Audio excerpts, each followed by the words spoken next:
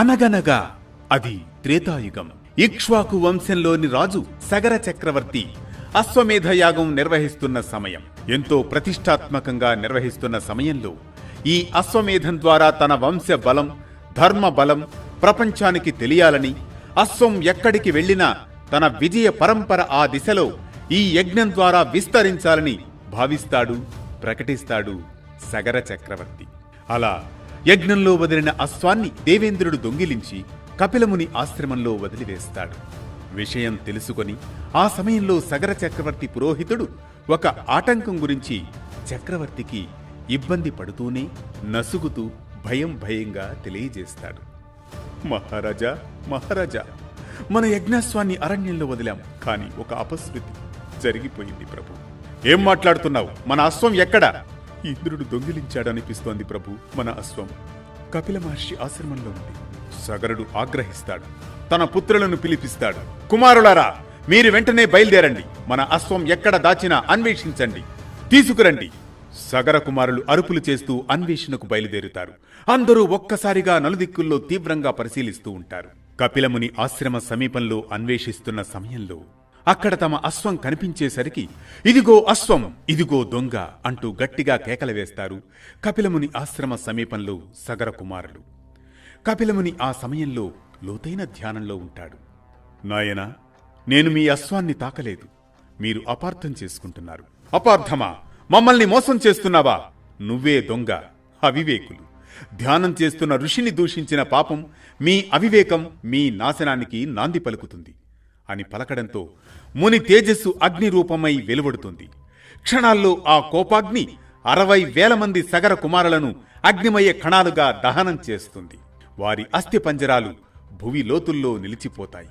ఇలా ఉండగా రాజదూత ఆతృతగా సగరునికి ఈ వార్తను చేరవేస్తాడు. మహారాజా, మహావినాశనం జరిగిపోయింది. అశ్వం కపిల మహర్షి ఆశ్రమంలో కనబడింది. కాని మీ 60,000 మంది యువరాజులు వారు ఏమిటి దూత? ఏమైంది? వారు ఎక్కడున్నారు? మాట ఎందుకు ఆగిపోయింది? మాట్లాడు.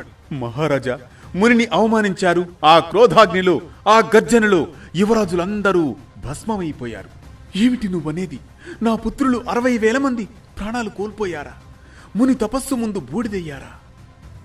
ఇంతటి శాపం, ఇంతటి దురదృష్టం నా వంశానికి కలిగిందా? మహారాజా, సంయమనం పాటించండి. ఇది కేవలం శాప ఫలం మాత్రమే. నేను చక్రవర్తిని, ప్రజలకు రక్షకుడను. కాని నా పిల్లల్ని రక్షించలేనట్లా? వారి ఆత్మలకు శాంతి దొరకాలంటే మార్గం లేకుండా పోయింది. నీవే చెప్పు వశిష్ఠ మహాముని, నా పుత్రులకు ముక్తి పొందేందుకు నేను ఏం చెయ్యాలి అని వశిష్ఠుణ్ణి ప్రశ్నించగా, అప్పుడు వశిష్ఠుడు, మహారాజా, మీ పుత్రులు భస్మమైపోయినా వారి ఆత్మలు ఇంకా శాంతిని పొందలేదు. వారికి మోక్షం కలగాలి. భూమిలో గంగాదేవి అవతరించి వారి భస్మాన్ని స్పృశించాలి. ఆ దివ్యజలం మాత్రమే వారికి పునరుత్థానం, శాంతి, మోక్షం. అయితే గురుదేవా, నా జీవితమంతా ఒకే లక్ష్యం, గంగను భూమిపైకి తీసుకురావడమే. పుత్రులారా, మీకోసం ఈ తండ్రి సాధన మొదలు పెడుతున్నాడు. అలా తపస్సు మొదలు పెడతాడు సగరుడు. కాని ఫలితం లేకపోతుంది. సగరుడికి 2 సతులు. వారిలో కేసిని, సుమతి. మొదటి భార్య కేసినికి ఓ కుమారుడు. అతడే అసమంజసుడు. అసమంజసుడే ఆ తర్వాత అంశుమంతుడు అనే కుమారుని పొందుతాడు. ఆ అంశుమంతుడు దిలీపుడు అనే కుమారుడికి తండ్రి.